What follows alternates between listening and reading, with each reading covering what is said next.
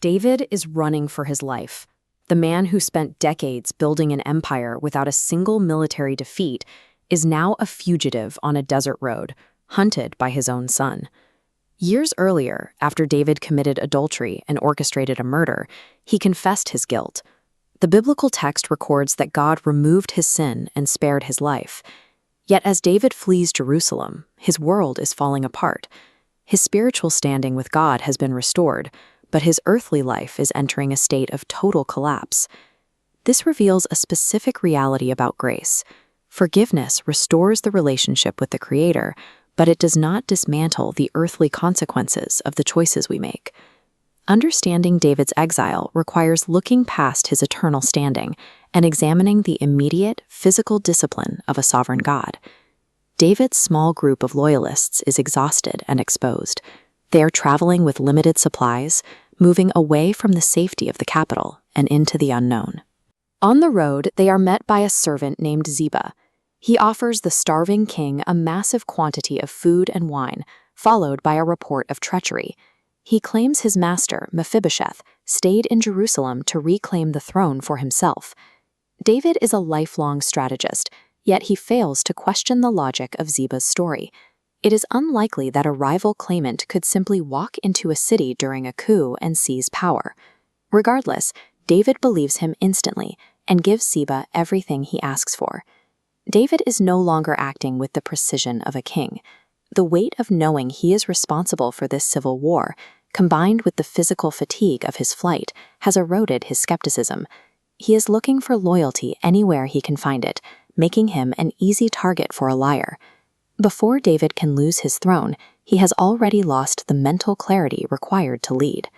The king's party eventually reaches Bahurim, where they are met by Shimei. He runs along the ridges above the road, where he hurls stones and shouts curses at the passing king.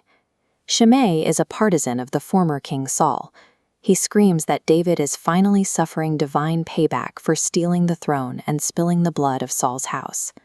David's general, Abishai, immediately asks for permission to cross the ravine and execute Shimei for his public insults.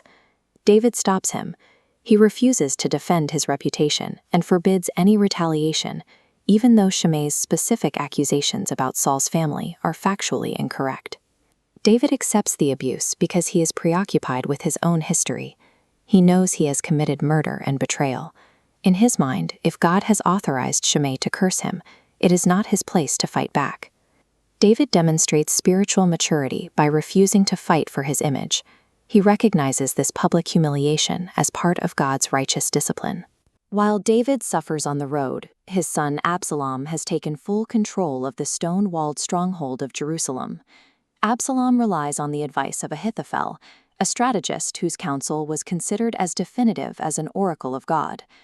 Ahithophel advises Absalom to pitch a tent on the palace roof and publicly sleep with David's concubines. This was a move to signal that the break between father and son was final and that there would be no reconciliation. This political maneuver was the exact fulfillment of a prophecy delivered to David years earlier. After his adultery with Bathsheba, he was told his own household would rise against him, and his wives would be taken before his eyes. God utilized the ambitions of David's enemies to enact justice on David himself. These two realities, David's spiritual pardon and his earthly punishment, run parallel through the story. The text presents a God who is righteous enough to penalize transgressions, even when they are committed by those he loves. True repentance, as shown by David, means enduring the fallout of one's actions without trying to deflect the blame or retaliate against those who point out the failure. In Psalm 3, written during this exact crisis, David describes being surrounded by thousands of enemies.